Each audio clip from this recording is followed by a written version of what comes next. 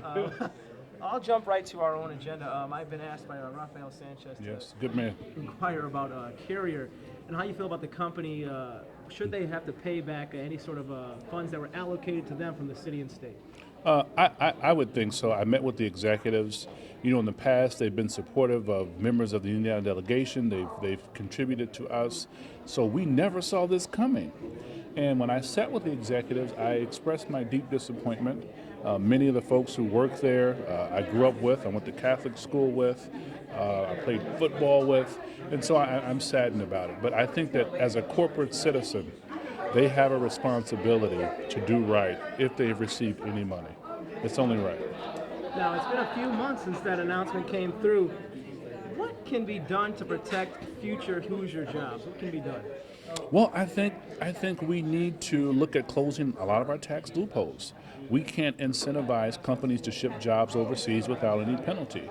So I think that we need to impose tougher taxes and look at our tax code, redo our tax code after the election, sit down, have an honest conversation about what it means to be a corporate citizen in the United States of America, to benefit the tax breaks that are provided, and what happens when you attempt to move your operation overseas after you've benefited from our tax structure.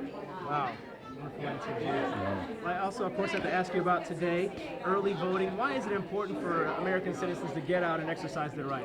It's so critically important because, one, it relieves the burden of having to rush on election day to vote. But secondly, I think it is so convenient now to do it. And given the fact that there are obstructionist efforts across the country to prevent people from voting, to kind of get in an early vote, it removes you from the burden of having to deal with the hassles of trying to get to the polls on election day. Absolutely. What do you think about some of these states and their photo ID laws?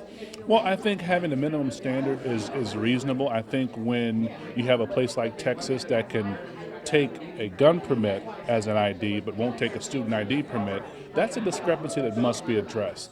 And you don't see the kind of poll taxes that we saw decades ago where a person would have to guess how many apples were in a basket, but you're seeing a kind of nuanced and subtle attack and an attempt to suppress the vote that we as good citizens, black, white, rich, or poor, have to push it out against.